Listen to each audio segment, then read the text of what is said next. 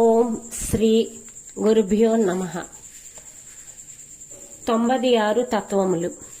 జ్ఞానేంద్రియములైదు, కర్మేంద్రియములైదు, శబ్దాదులైదు, కోశంబులైదు, కరణముల్ 4, రాగాదులెనిమిది, 14 వాయువులు 14 నేడు, ధాతువులైదు, భూతములారు, చక్రములు, మలములు 3 అవస్థలును 5, 3 మండలములు, 3 ఈషణంబులు, 3 వ్యాధులు, గుణాలు 3, 2 తనువులను గూడి షండవత్యాది తత్వ సాక్షి రూపుడవైనావు సత్యముగను రమ్య గుణ